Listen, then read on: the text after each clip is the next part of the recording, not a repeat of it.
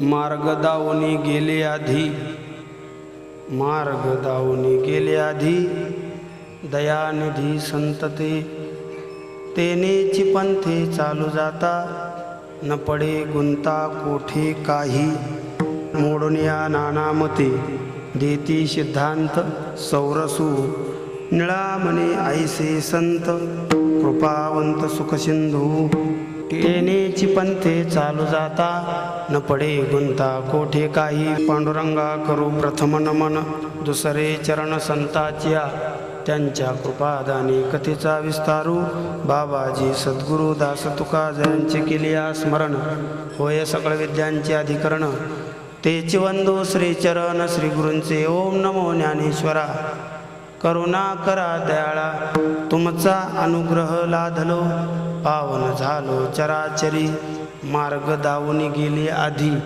दयानिधी संतते तेनेची पंथे चालू जाता, न पडे गुंता कोठे काही, चिंतना करता अर्थात कीर्तना करता निवडलेला अभंग. जगद्गुरु तुकोबरायांचे एकनिष्ठ भक्त, एकनिष्ठ शिष्य श्री संत निळोबाराय यांचा संत पर प्रकरणातील आत्मकल्याणाची इच्छा असणाऱ्या साधकाला योग्य मार्ग दाखवणारा असा अभंग निळोबारायांचा आहे.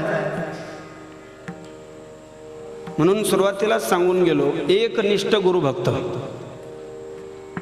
शब्दाला महत्व आहे. एकनिष्ठ, एकनिष्ठ शिष्य निळोबाराय कोणाचे? जगद्गुरु तुकोबरायांचे. असं माझ्या ऐकण्यात आहे, जगद्गुरु तुकोबरायांची 14 टाळकरी, रामेश्वर भट्ट, गंगाधर पंत मवाळ, संताजी जगनाडे आणि त्यामध्येच हे असणारे निळोबाराय. अर्थात या त्यांच्या जीवनचरित्राबद्दल 2 मतप्रवाह आहेत आणि असतातच. कारण मतप्रदर्शन करण्याकरता बुद्धी लागते. बघा मी काय बोलतो ते, अधिकार नसला तरी चालेल, पण काय लागते? बुद्धी लागते.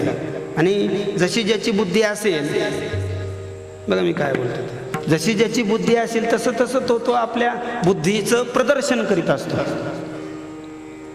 कारण बुद्धी ही ज्याची त्याची वेगळी आहे, कोणाची कशी असो.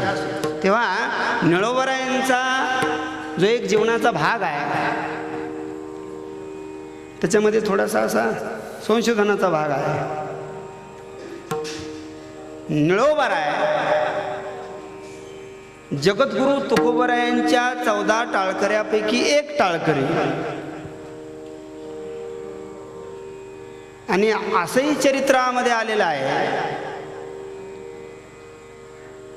सदेह वैकुंठ गमनानंतर जगद्गुरु तुकोबरायांनी पुन्हा येऊन निळोबारायांना अनुग्रहित केलेला आहे. 2 बाजू आहेत. आणि मग इथं थोडासा विचार असा आहे, वैकुंठाला जाण्याच्या अगोदर अनुग्रहित का नाही केलं आणि नंतर का केलं, याच्याकरता संशोधकांनी आपली बाजू थोडीशी मांडलेली आहे. तुकाराम महाराज वैकुंठाला जाताना नारायण महाराज जिजाईच्या उदरामध्ये होते, तुकोबरायांचे पुत्र. आणि मग परंपरेने चालत आलेली भक्ती वारसा, आणि हे लक्षात घ्या, परंपरेला फार महत्त्व असतं. कीर्तन किती रंगलं याच्यापेक्षा कीर्तन कोणी केलं यालाही किंमत असते. आणि म्हणून सर्व संतांचा जर इतिहास पाहिला तर असा आपल्या लक्षात येईल, ज्ञानेश्वर महाराज, निवृत्तीनाथ महाराज, सोपान काका, मुक्ताई या 4ही विभूती या भूतलावर आल्या आणि अलौकिक असं कार्य केलं. या पाठीमागे इतिहास असा मोठा आहे. आणि सुरुवात जर केली तर अजून थोडंसं मागं जावं लागेल. आणि जगद्गुरु तुकोबरायांच्या उक्तीत जर बोलायचं झालं तर एकच प्रमाण मी सांगेन, शुद्ध बीजा पोटी फळे रसाळ, फळे रसाळ गोमटी फळे रसाळ शुद्ध बीजा पोटी फळे रसाळ गोमटी फळे रसाळ शुद्ध बीजा पोटी फळे रसाळ गोमटी फळे रसाळ गोमटी फळे रसाळ गोमटी शुद्ध बीजा पोटी फळे रसाळ गोमटी फळे रसाळ गोमटी फळे रसाळ गोमटी. आणि म्हणून जगद्गुरु तुकाराम महाराजांचे पुत्र नारायण महाराज परंपरेने वारसा, आणि म्हणून इथे थोडंसं थांबलो होतो. त्याचं कारण आहे, परंपरेला महत्त्व आहे. विद्यावंश आणि मांसवंश कुठेही काही होत नाही, याचा अर्थ तुम्ही लक्षात घ्या. कुठेही काही होत नसतं, जिथं व्हायचं तिथंच होत असतं, आणि जे होतं ते योग्यच होतं. याचा लक्षार्थ तुम्हाला न समजणे इतका तुम्ही अज्ञानी नाहीत, सुजान मंडळी आहात. आणि म्हणून नारायण महाराज तुकोबारायांचं चरित्र, तुकोबारायांचा अधिकार, तुकोबारायांची योग्यता कीर्तनातून सांगायची, आणि यांचा प्रभाव निळोबारायावर पडलेला आहे. आणि मग निळोबारायांना असं वाटू लागलं, जर तुकाराम महाराज वैकुंठाला गेल्यानंतर पुन्हा भागीरथीला भेटण्याकरता येतात, तर मला भेटण्याकरता का येऊ नये? मला अनुग्रह देण्याकरता जगद्गुरु तुकोबारायांनी का येऊ नये? असा एक विषय. आणि म्हणून 42 दिवस इंद्रायणीच्या तीरावर निश्चक्र असं अनुष्ठान केलं, आणि त्या अनुष्ठानाचं फल श्री संत निळोबारायांना प्राप्त झालं. स्वर्गाची आडवंगी उमरडोणी जाय, जया ज्ञाना लागी गगन गिळता ती योगी. स्वर्गाची आडवंगी उमरडोणी जाय, नाना साधनांचा खटाटोप करणारे, त्यांच्या स्वप्नात सुद्धा देव येईल का नाही शंका आहे. पण असा देव निळोबाराय तुकोबारायांचा अनुग्रह प्राप्त व्हावा म्हणून अनुष्ठानाकरता बसले, पण प्रत्यक्ष देव आला. पण देवाला सुद्धा सांगितलं, हे देवा, अप्राप्य असा असणारा तू, पण मी तुला ओळखत नाही. तुझ्या भेटीकरता मी इथं बसलेलो नाही. मला ज्यांच्या दर्शनाची आस आहे ते जगद्गुरु तुकाराम महाराज. आणि म्हणून मला वाटतं न भूतो न भविष्यते अशी घटना संत वाङ्मयामध्ये घडलेली आहे. वैकुंठ गमनानंतर पुन्हा प्रत्यक्ष त्याच देहाने येऊन निळोबारायांना अनुग्रहित करणं ही विशेषात विशेष अशी घटना, आणि अशी प्राप्त संत निळोबाराय. अशा निळोबारायांनी साधकाला आत्मकल्याणाकरता या आधीच संतांनी मार्ग दाखवलेला आहे, याचं प्रतिपादन महाराजांनी प्रथम चरणामध्ये केलेलं आहे.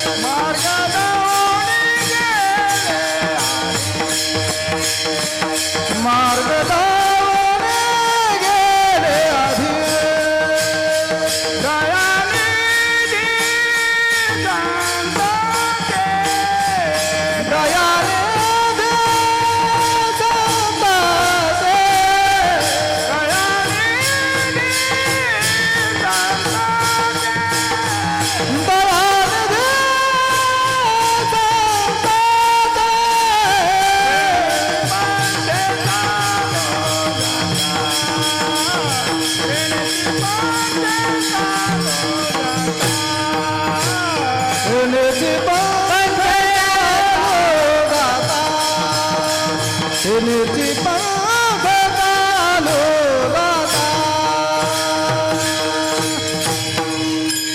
आत्मकल्याणाचे मार्ग अनेक आहेत. योग, यज्ञ, जपतपादी मार्ग आहे. शास्त्रामध्ये 3 प्रकारचे मार्ग सांगितलेले आहेत. एक कर्ममार्ग, दुसरा ज्ञानमार्ग, आणि तिसरा भक्तिमार्ग.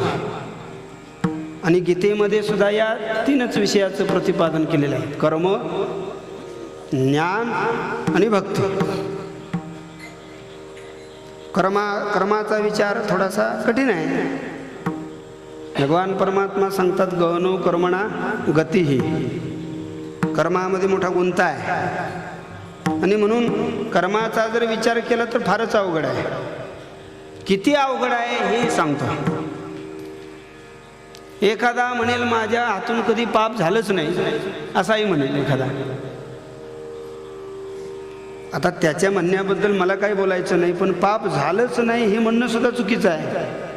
असं मी बोलत नाही, ज्ञानेश्वर महाराजांनी सांगितलेलं आहे.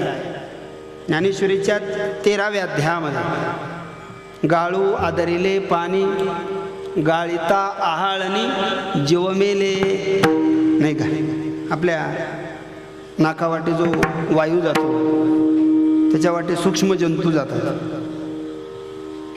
मग ते जगतात का मरतात? हां, याच्याही पुढे जाऊ द्या. चालताना पायाखाली किडामुंगी मरतच असेल. याच्याही पुढे बोलायचं म्हटलं तर ज्वारी म्हणा, बाजरी म्हणा, धान्य किंवा कोणतेही पीक, कोणतीही भाजी आपण कशाची तोडून आणतो? झाडाचीच तोडून आणतो ना. कोबी तोडला जातो, बटाटे काढले जातात, कळतंय ना, बटाटे काढले जातात, कोबी काढला जातो, गाजर मुळा वगैरे. मग ही हत्या नाही का? मग हे पाप नाही का? म्हणून कठीण आहे. तरी पण शास्त्रामध्ये कर्माचे असे 2 भाग आलेले आहेत. वेदबोधित कर्माचे, एक विहित कर्म आणि दुसरं निषिद्ध कर्म. विठाला विठाला.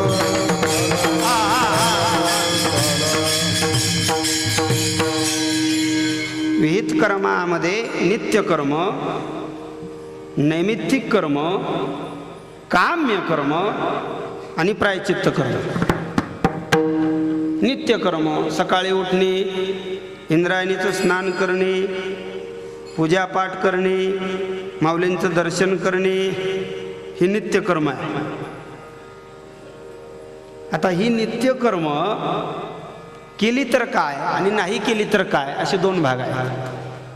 ही नित्यकर्मे केली तर पुण्य नाही, पण नाही केली तर काय, पाप आहे. आणि म्हणून एखादा असं जर नित्यकर्म करत असेल तर त्याने असा गैरसमज करून घेऊ नये की मी मोठं पुण्य करतो.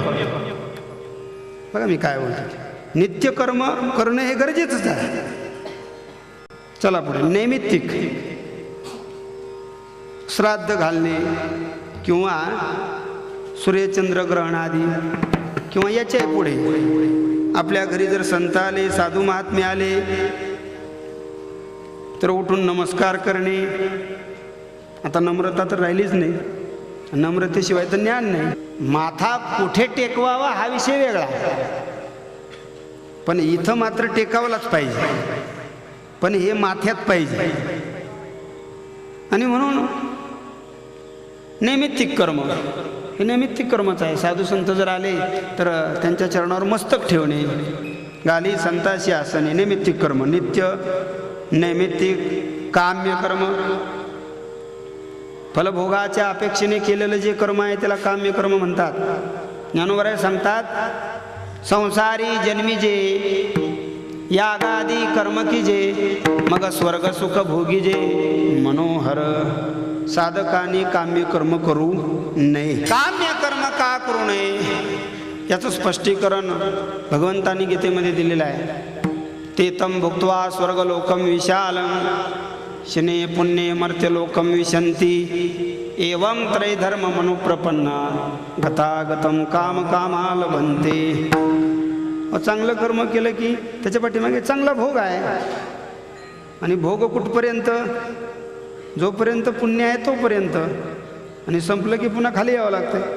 मग आता या पुण्याची पावटी सरे, सवेची इंद्रपणाची उटी उतरे, येऊ लागते माझा रे मृत्यूलोका. जैसा वेश्या भोगी कवडावेचे, मग दारही चेपून येतेचे, ऐशे लाजिरवाणी दीक्षिताचे काय सांगू. ज्ञानोबरांनी दृष्टांत दिलेला आहे. वेश्या जवळ करते, कुठपर्यंत जवळ करते? जोपर्यंत आपल्यापाशी पैसा अडका आहे तोपर्यंत, असं ज्ञानोबराय सांगतात. आणि पैसा अडका संपला की मग दारही चेपू नये तेचे. असो, फलभोगाच्या अपेक्षेने केलेलं जे कर्म आहे त्याला काम्य कर्म म्हणतात. आणि असं किती जरी मोठं कर्म केलं, अगदी 100 यज्ञ जरी केले तरी एक ना एक दिवस पुन्हा खाली यावं लागतं, हे निश्चित आहे. तो का म्हणे जाती पुण्यक्षय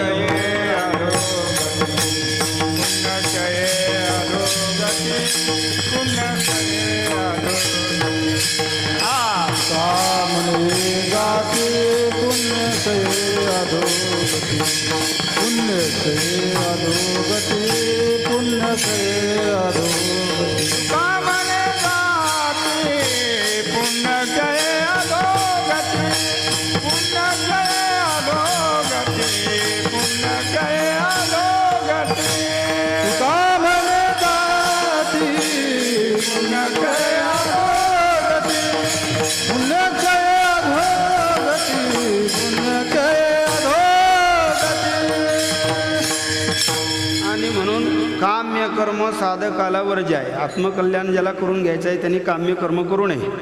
नित्यनैमित्तिक कर्म तर करायलाच पाहिजे. आणि चौथा भाग जो कर्माचा आहे तो प्रायचित्त कर्म. त्याच्यामध्ये 2 भाग आहे, एक साधारण आणि एक असाधारण. नकळत घडलेलं पाप ते जाण्याकरता नामस्मरण करणे साधारण प्रायचित्त, आणि जाणून केलेलं पापाच्या निवृत्ती करता त्याला म्हणतात असाधारण प्रायचित्त. आणि त्याच्याकरता काय करायचं? आता तसं बोलणं कठीण आहे, पण आता विषय आला म्हणून बोलावं लागतंय. नाही निंदा प्रवर्तते किंतु श्रोत्रुम प्रवर्तते. जाणून जर धन घेतलं, अहो अंगुष्ठ त्या कर्मासाठी गेला, थोडंसं, जास्त नाही बरं का, थोडंसं म्हणणंही चुकीचं आहे. बरं मी काय बोलतो, थोडंसं म्हणणंही चुकीचं आहे. अर्ध खरं न अर्ध खोटं, नरोवा कुंजरोवा. त्याच्यासाठी काय झालं, महाराजांनी प्रमाण दिलं, अंगुष्ठ त्या कर्मा विठ्ठला विठ्ठला.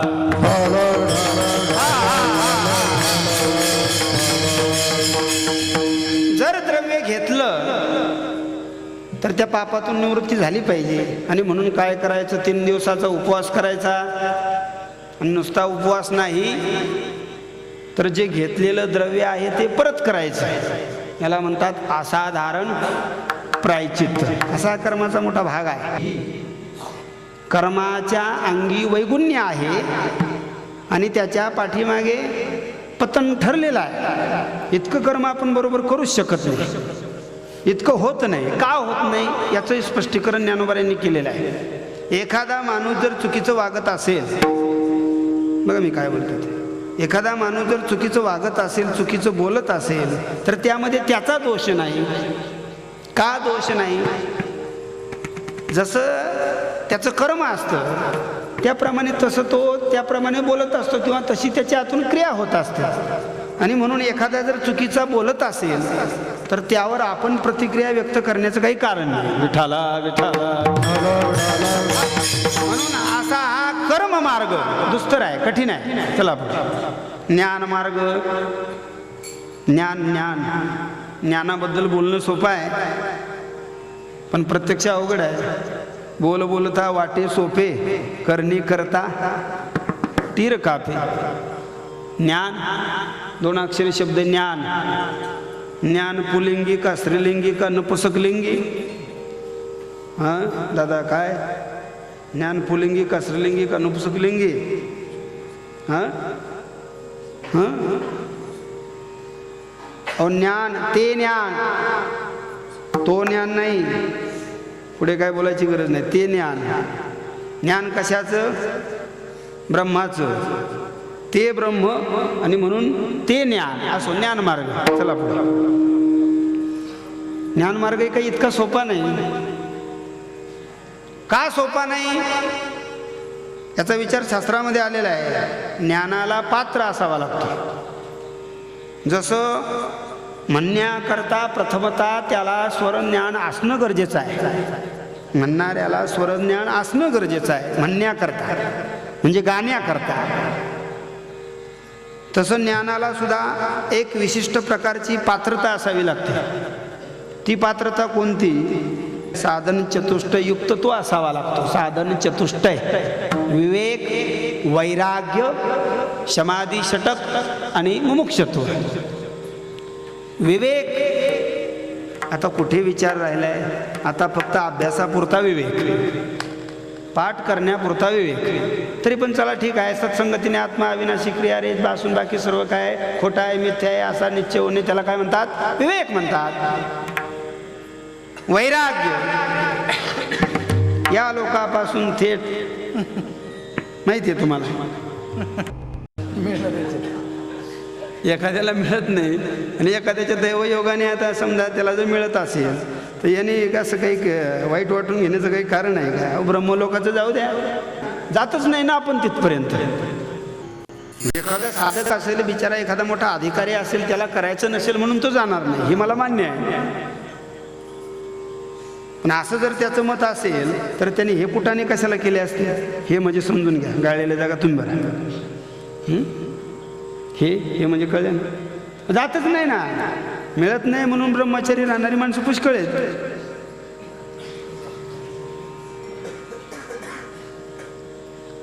अहो अनुकूल मी सरळ बोलतोय, वाकड्यात कुणी जाऊ नका, म्हणजे बुद्धीत जाऊ, तुमच्या बुद्धीमध्ये वाकडे विचार येऊ देऊ नका. अनुकूल अवस्था, अनुकूल अवस्था म्हणजे कळली का तुम्हाला? जमीन आहे भरपूर, पैसा आहे, घरदार आहे, सर्व काही व्यवस्थिशीर आहे, आणि मग अशा अवस्थेमध्ये तो म्हणतो मला ब्रह्मचारी राहायचं आहे. सोपं आहे का इतकं? अहो काय नसताना गबाळ गोळा करणारी माणसं आहेत.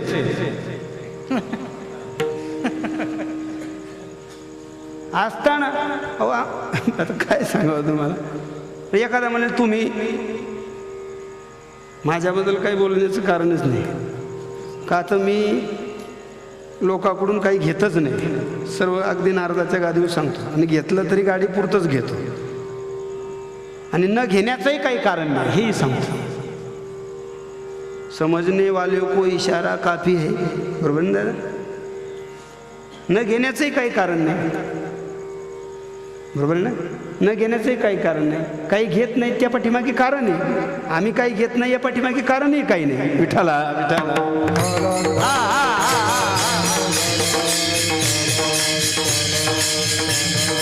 वैराग्य व्याख्या पाठ कुणी पाठ करेलो वैराग्याचे, काही इतकं काही एवढं कठीण म्हणजे इतकं काही कठीण. या लोकांपासून थेट अनुकूल मानलेल्या ब्रह्मलोकापर्यंतचे जे काही भोग आहे त्या भोगाच्या त्यागाला काय म्हणतात?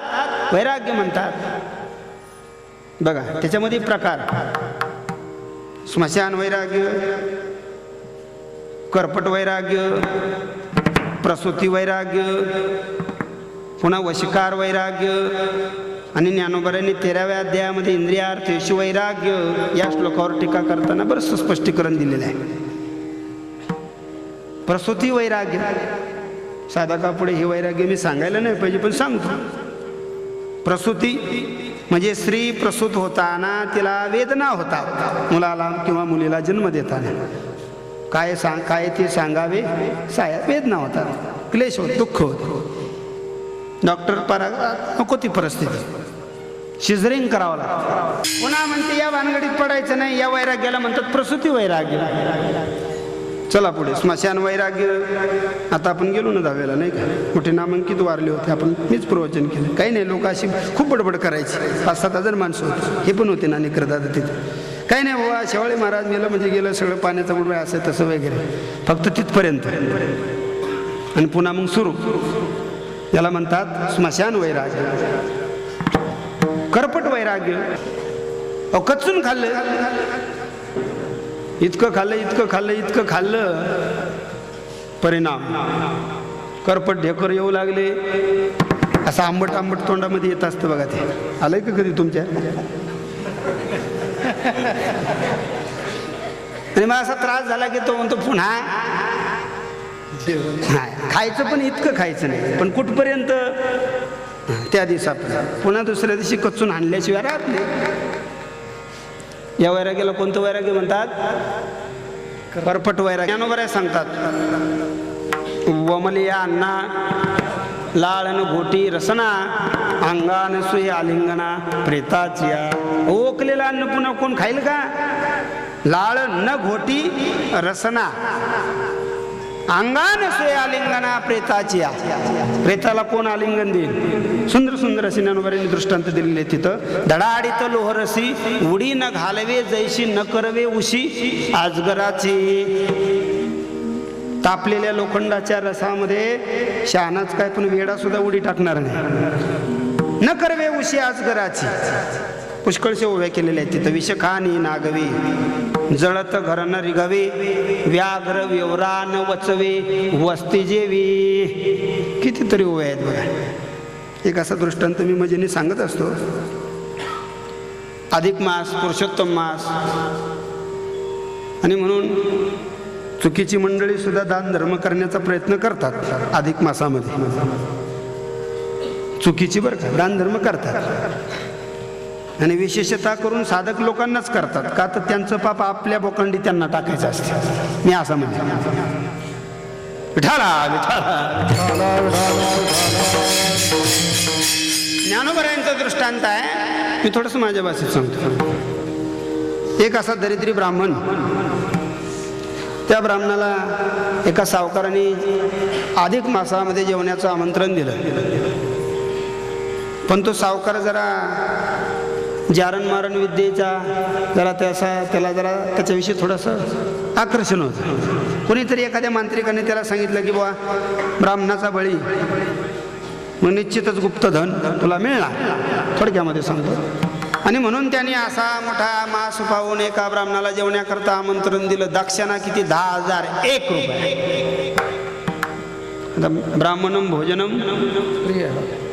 निघाले उड्या मारीतच मारीत उड्या मारीत मारीत निघाले. एकाने विचारलं का गंगाधर पंत कुठे चालले? तुला नाही सांगत आणि सांगूही नाही. व्यवहार आहे बरं का. फायद्याची गोष्ट कुणाला सांगू नाही. का तर तो 50% पार्टनर होण्याची शक्यता असते. नाही सांगितलं. ब्राह्मण फार हुशार. सांगितलं नाही. सणा पंचपक्वान्नात जाऊन उड्या मारीत मारीत मारीत ब्राह्मण निघाला. एका मित्राने विचारला रे बाबा एवढा उड्या मारीत काय चालला? मला सांग, मी तुझा मित्र आहे. त्याने सांगितलं आमक्या सावकाराच्या घरी चांगलं जेवण आहे, 10,000 रुपये दक्षिणा आहे. त्याने विचार केला जो सावकार कधी उष्ट्या हाताने काय म्हणतात ना, आणि असा सावकार 10,000 रुपये दक्षिणा देतोय जेवण म्हणजे निश्चित काहीतरी भानगड असली पाहिजे. त्याला सांगितलं जरा विचार कर. तो म्हणतो तुला माझं देखवत नाही.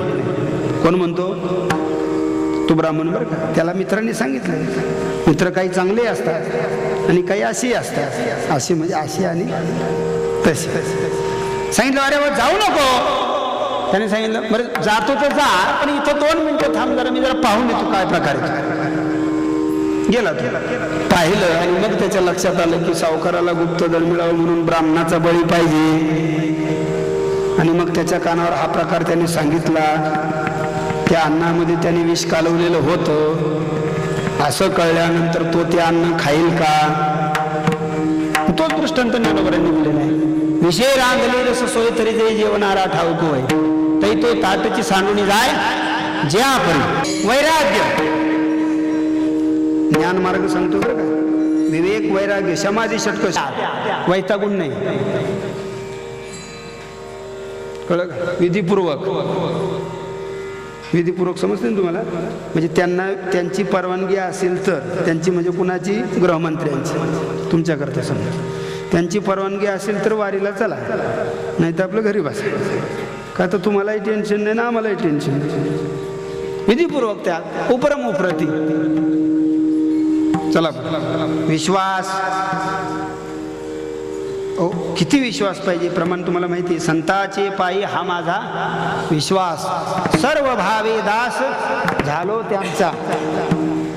नुसतं विश्वास आहे हे म्हणणं वेगळं, नुसतं पाया पडणं वेगळं. मोठ्या माणसाच्या पाया पडताना अनेक माणसं मी पाहतो फक्त पाया पडतात. फक्त बरं का, या फक्त मध्ये बरंचसं काय आहे. विठाला विठाला. म्हणून याचा नेमका लक्षार्थ जगद्गुरु तुकोबारांनी दिलेला आहे. सर्व भावी दास सर्व भावी दास.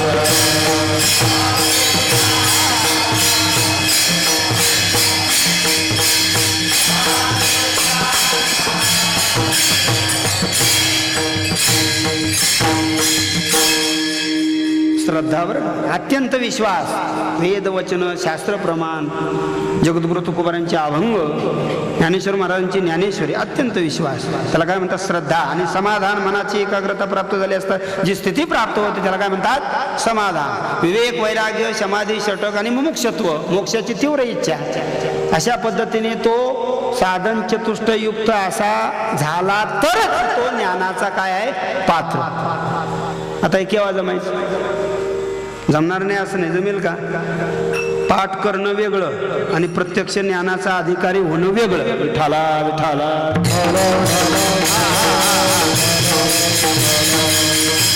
बरं, इकडून तिकडून तिथपर्यंत पोहोचला समजा, ठीक आहे, त्याच्या ठिकाणी विवेक आहे, वैराग्य आहे, समाधी षटक आहे, मुमुक्षत्व आहे, सगळं काही आहे, तिथपर्यंत तो पोहोचला समजा. पण पुन्हा आडफाटे आहेत ना. नवलांकाराची गोठी विशेषण लगे अज्ञाना पाठी सज्ञानाचे झोंबे कंठी नाना संकटी नाचवे. असो ज्ञान मार्ग पात्र होऊ शकत नाही इतका माणूस. कर्ममार्ग, ज्ञान मार्ग आणि तिसरा असणारा मार्ग निळोबराय सांगतात, मार्ग दावून गेले आधी दया निधी संतते. कोणता मार्ग संतांनी दाखवून दिलेला आहे. बाकीच्या मार्गाचं खंडन नाही. ज्ञानाने मोक्ष मिळतो हा सिद्धांत सर्वांना मान्य आहे, पण नामाने मोक्ष मिळतो हेही खरं आहे. मुखी नाम हाती मोक्ष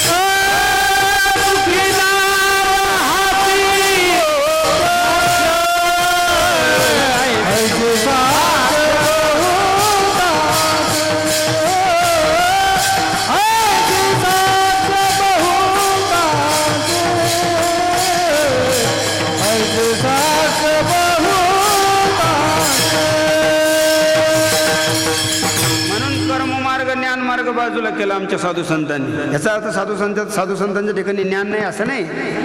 ज्ञान गिळवणी गावा गोविंदुगा, टाळा टाळी लोपला नाद, अंगोअंगी मुराला छंद, भोग भोगिताची आठला भेद, ज्ञान गिळवणी गावा गोविंदुगा. अहो मी सांगत असतो ना, भक्ती ही आई आहे आणि भक्तिरूपी आईची ही दोन मुलं, ज्ञान आणि वैराग्य. पहिली किंमत कोणाला?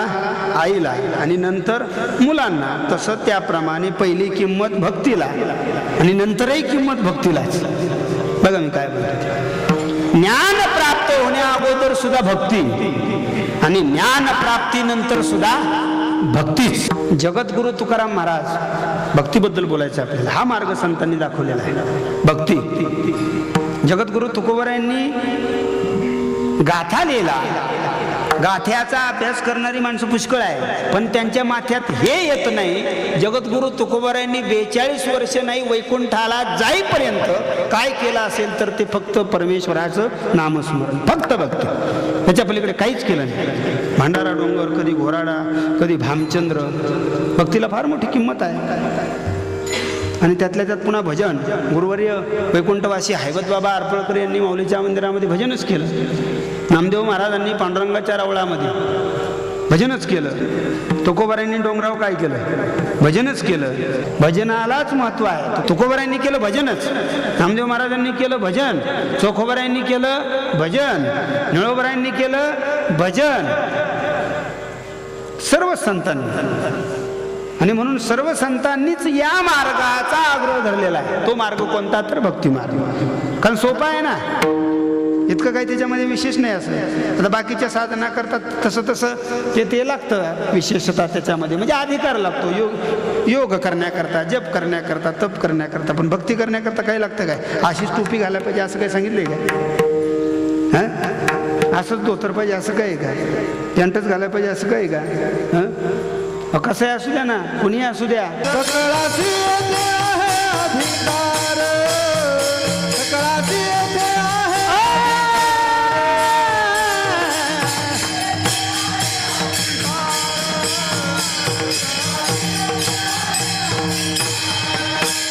कलियुगी उद्धार हरिचा नामे, हरिचा नामे, हरिचा नामे.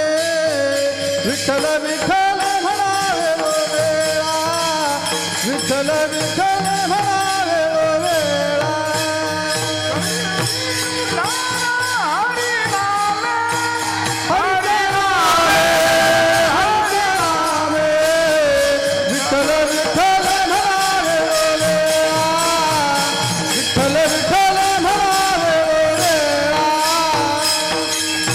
सकळाशी येथे आहे अधिकार, कलियुगी उद्धार हरीच्या नावे. अहो, ज्याला महावाक्य नाही का, आता तिकडे मला जायचं नाही, येत नाही असं नाही बरं का. मी सांगतो विचारसागरचा पाठ संस्थेमध्ये, येत नाही असं नाही, पण त्यांनी सुद्धा तेच करायचं. ब्रह्मज्ञानाने सुद्धा गाते श्रोते आणि पाहते, चतुर्विनोदे सोमभावे या सकळाते विनवणी करा विठ्ठल स्मरण. बाकीच्याचं जाऊ द्या, पण प्रत्यक्ष ज्ञान स्वरूप ज्ञानेश्वर महाराज, नवे नवे ज्ञान म्हणजेच ज्ञानेश्वर महाराज यांनी सुद्धा ज्ञानेश्वरी अमृतानुभव चांगदेव 65 एवढे असे अलौकिक ग्रंथ करून सुद्धा ते सांगतायत स्वतःबद्दल. पांडुरंगी मन रंगले, पांडुरंगी मन रंगले, पांडुरंगी मन रंगले, पांडुरंगी मन रंगले, पांडुरंगी रंगले,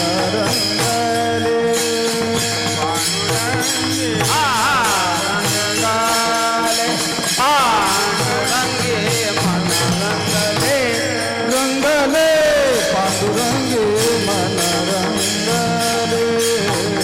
पांडुरंगी मन रंगले. गोविंदाचे गुणी वेदिले, गोविंदाचे गुणी वेदिले.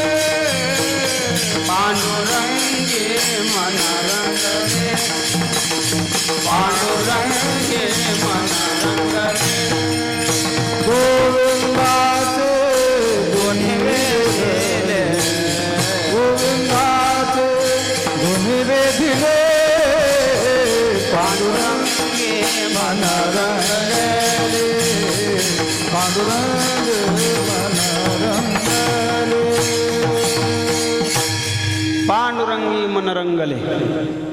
वास्तविक पाहता एके ठिकाणी मुक्ताई सांगते, मिथ्या कल्पना मन मिथ्या आहे, पण मन कुठे रंगलं?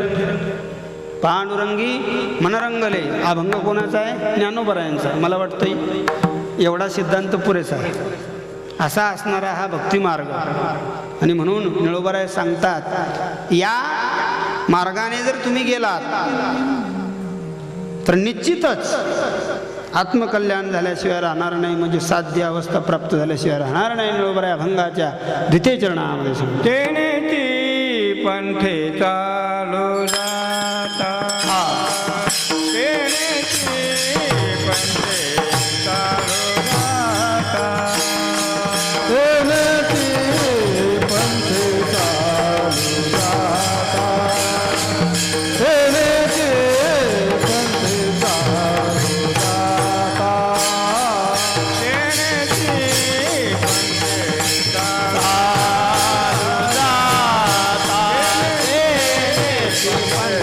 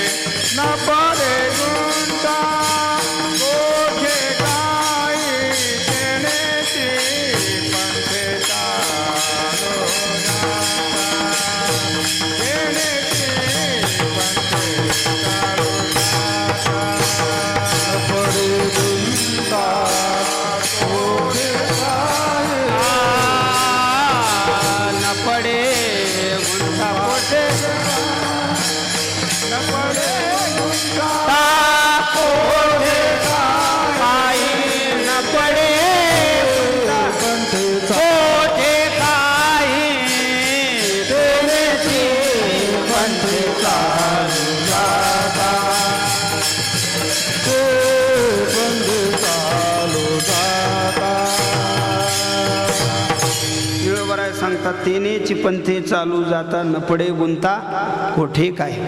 त्यांना माहिती आहे ना कुणाचा अधिकार कसा आहे, कुणाला संतांना, आपल्याला नाही. आपल्याला जर आपला अधिकार कळला असता तर आपण योग्य मार्गाची निवड केली असती. हाही विचार आहे. साधू संतांना माहिती आहे कोणाचा अधिकार कसा, कोणाचा अधिकार कसा, आणि अधिकार परत्वे हाच एक मार्ग. अगदी सर्वा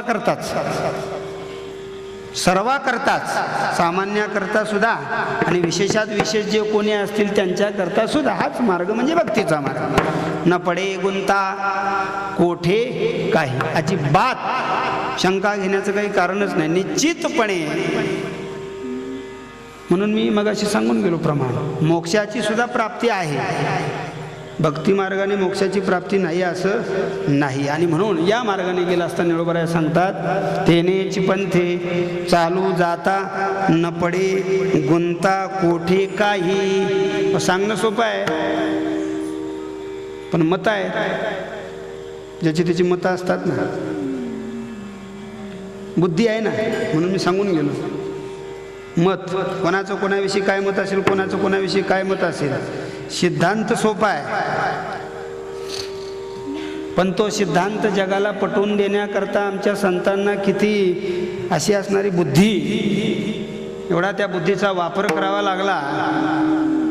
नाही त्या मताचं वास्तविक पद एक सांगू का तुम्हाला, अयोग्य मताचं खंडन करणं हा सुद्धा माझ्या दृष्टीने मूर्खपणा आहे. विठाला विठाला बघा मी काय बोलतो. ज्या मतात काही तथ्यच नाही, मत म्हणजे दर्शन कराय ना, शास्त्र मत तथ्यच नाही ना त्याच्यात. बघा मग आता जाऊ द्या, चारवाकाचं उदाहरण घ्या. चारवाक माहिती आहे ना, नाही माहिती. हे चारवाक आणि दुसरे परमार्थातले चारवाक आहेत. काही नाही मेलं म्हणजे गेलं सगळं, काही नाही काही गेलं सगळं आहे तोपर्यंत मजा करून घ्या.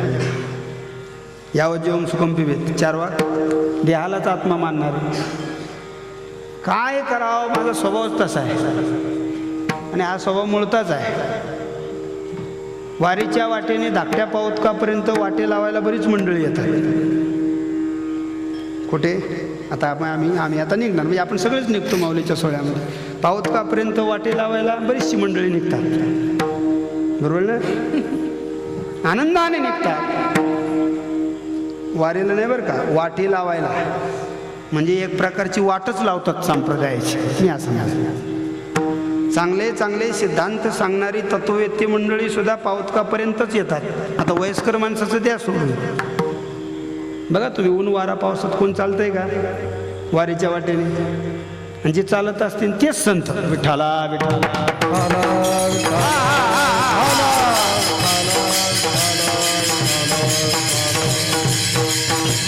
का चालत नाही? ठीक आहे, शारीरिक काही व्यंग असेल, काही व्याधी असेल, मला मान्य आहे. मी म्हणतो चारवाके म्हणूनच चालत नाही असं म्हटलं तर काय बिघडलं? तरण्या माणसाचं बरं का, वयस्कर माणसाबद्दल नाही, अपवादात्मक. 35 वर्षाचा तरुणा आहे, 40 वर्षाचा तरुणा आहे, 50 वर्षापर्यंत चांगली इंद्रिय मजबूत आहे. आणि इंद्रिय मजबूत असताना जर वारीच्या वाटेने चालत नाही, एकाला विचारलं का हो तुम्ही का चालत नाही वारीच्या वाटेने, तो त्याने असं माझ्यासमोर मत मांडलं. तुकाराम काय सांगतो तुला? तो म्हणला मी काळा पडतो पुण्याला जाईपर्यंत.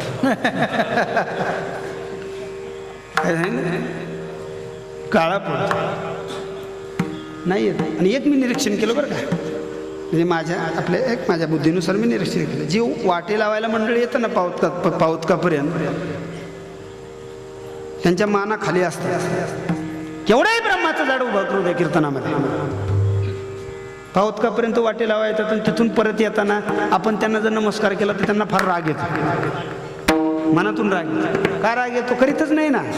कीर्तनातून भक्तीबद्दल बोलणं वेगळं आणि प्रत्यक्ष भक्ती करणं वेगळं. विठाला विठाला. अहो, जर इंद्रिय चांगली असताना बरं का, म्हणजे ज्यांची इंद्रिय गलित गात्र झाली त्यांच्याबद्दल मला बोलायचं नाही. चारवाकच देहालाच आत्मा म्हणतात ना. देह हा आत्मा आहे का? आहे. देहामध्ये आत्मा आहे का? काय? बघा तुम्ही, आता देह आत्मा होऊ शकत नाही. देहामध्ये आत्मा आहे, मान्य आहे, पण देह आत्मा नाही, एवढंच मत पाहू आपण. बाकीच्या मताचं जाऊ द्या. देह कसा आहे प्रमाण तुम्हाला माहिती आहे. नाशिवंत देह जाणार सकळ आयुष्य खातो काळ सावधान. अंतवंत वेदे हा नित्यशोक्ता शरीरणा अनाशिम प्रमेयस्य तस्माद्युध्यसु भारत. शरीर जाता घवे नाशिवंत स्वभावे म्हणून तुवा झुंजावे पंडुकुमरा. स्वभावताच नाश आहे शरीराचा, ज्याचा नाश आहे ते आत्मा होतंय का? नाही होत. असे अनेक मताचं खंडन आमच्या साधू संतांनी केलेलं आहे. अभंगाचं तृतीय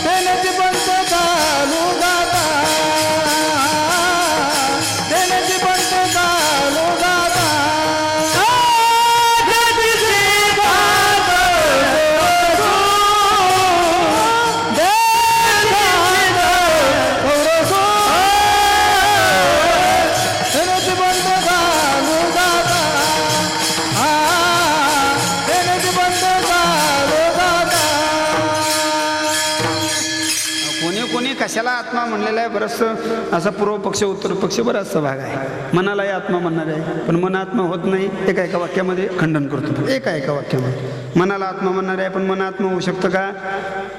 आणि मन जर आत्मा झाला असतं तर असं म्हटलं असतं का? चंचलमी मन कृष्ण प्रमाती बलवदृढम तस्याम निग्रहमन्य वायुरेव सुदुष्करम. मन हे विकारी आहे आणि आत्मा हा अविकारी आहे. चला पुढे. प्राणाला आत्मा म्हणता येईल का? एखादा म्हणेल असं कसं म्हणता येणार नाही. प्राणामुळे शरीरातील सर्व क्रिया आहेत, बोलणं चालणं वगैरे, नाही का? प्राण नसेल तर शरीराच्या क्रिया नाही. पण प्राणाला सुद्धा ज्याची चेतना आहे ज्ञानोबराय सांगतात, म्या बोलविल्या वेदू बोले, म्या चालविल्या सूर्य चाले, म्या हलविल्या प्राण हले जो जगाते. न्यायवाद्याचंही मत आहे, न्यायशास्त्र आहे. अनुवाद्याने मत मांडलेलं आहे आपलं. अनुवादी काय करतात? अनुला आत्मा मानतात, अनुपुरता मर्यादित, आणि पुन्हा आत्मा नाना मानतात. आता विचारसागरमध्ये बऱ्याचशा प्रक्रिया आलेल्या आहेत. आत्मा हा अनुपुरता मर्यादित आहे का? अनुरणीयान महत्वमय आहे. अनुमध्ये आहे ना आकाशामध्ये, त्याचं व्यापकत्व अनुपुरतं मर्यादित आहे का? मी म्हणतो आकाशापेक्षाही मोठा आहे. अनुपुरता मर्यादित नाही. अहो जो हत्तीमध्ये आहे मुंगी ते आहे. आणि म्हणून म्हणतात मुंगी के पाव में घुंगरू बजता आहे ओ भी अल्लाह. असं कितीतरी मत, सांख्य मत आहे, प्रज्ञाय वैशेषिक यांनी मतं मांडलेली आहे. ते काय करतात? आत्म्याला करता भोगता आणि जड समजतात, आणि आत्मव्यापक आहे एवढा एकच सिद्धांत मांडतात. एक सिद्धांत बरोबर आहे, आत्मव्यापक आहे हे त्यांचं म्हणणं बरोबर आहे. पण आत्मा करता भोगता जड हे म्हणणं त्यांचं चुकीचं आहे ना. आत्मा हा करता नाही आकर्ता आहे, आत्मा हा भोगता नाही अभोगता आहे, आत्मा हा जड नाही, आत्मा कसा आहे? चेतन आहे. सारांश हा हरिपाठामध्ये ज्ञानोबारांनी मत आपलं मांडलेलं आहे. अनुवाद्याचं खंडन करताना सर्वागती राम देहादेही, सर्वागती राम देहादेही, सर्वागती राम देहादेही, सर्वागती सूर्यप्रकाश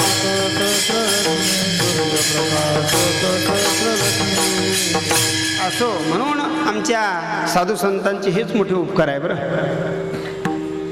दयानिधी संतते का मोडोनिया नाना मते देती सिद्धांत सौरसू, म्हणून दयानिधी संतते. इथेच त्याचं उत्तर आहे. विठाला विठाला किती दया.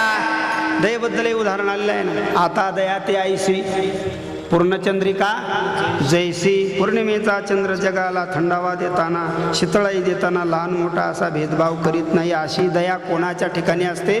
संतांच्या ठिकाणी. महाभारतातलं एकच उदाहरण मांडतो. मला वाटतं इतकी दया आजपर्यंत आपण कोणामध्येही पाहिली नसन, संत सोडून. द्रौपदी द्रौपदीची 5ही मुलं एका रात्रीत अश्वत्थाम्याने कपटाने मारली.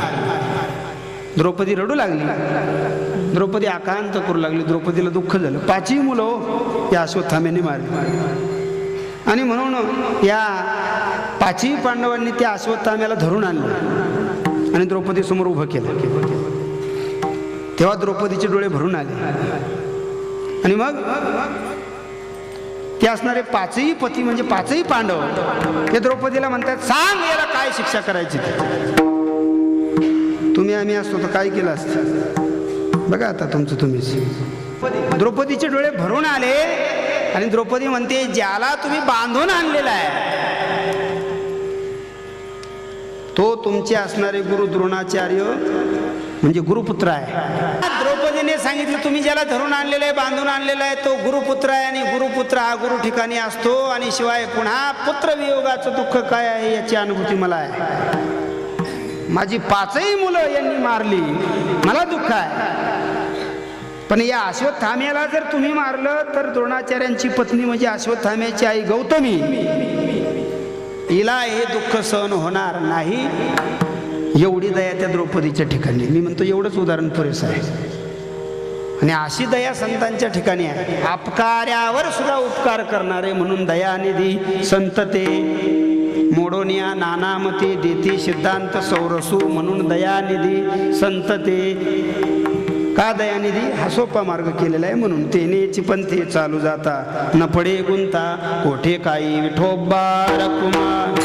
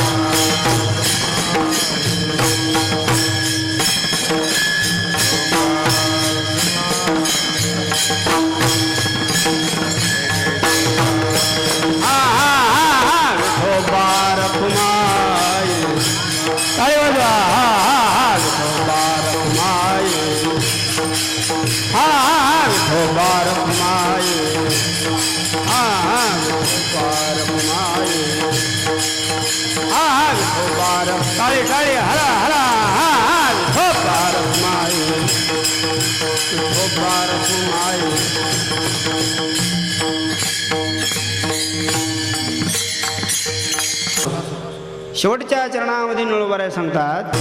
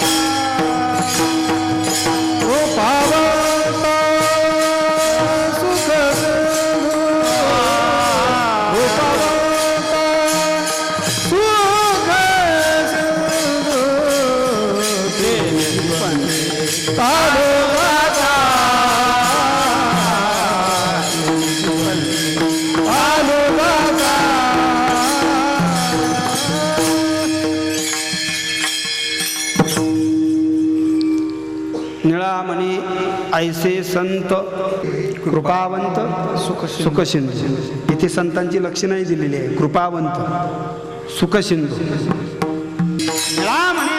संत. संत कुणाला म्हणतात? नुसतं कीर्तन चांगलं केलं म्हणजे तो संत होत नाही. तो कीर्तनकार होईल, चांगला होईल, 10 नाही 50,000 मिळतील.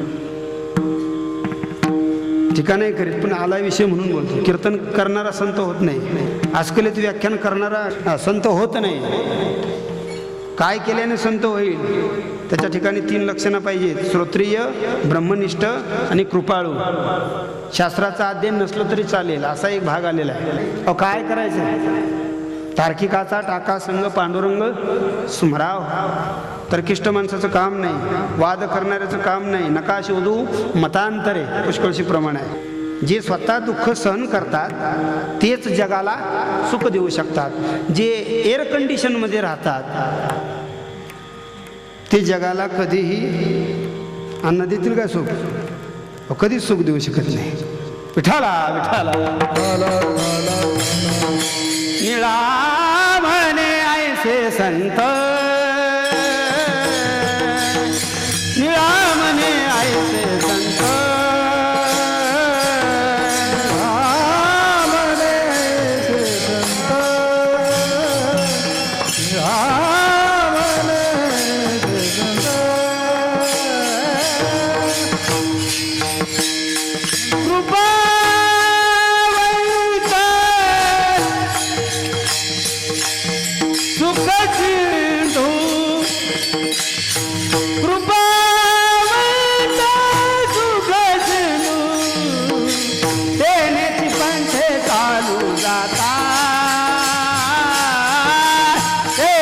पंथे चालू जाता.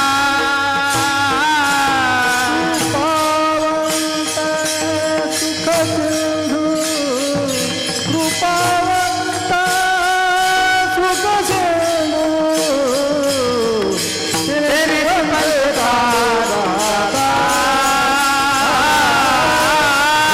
पंथे चालू जाता. निळा म्हणे ऐसे संत, कृपावंत. कृपाळू आहेत संत. किती कृपाळू आहे? अहो ज्याची लायकी नाही त्याला जवळ करतात, त्याच्या पलीकडे काय सांगा? हां बरोबर आहे.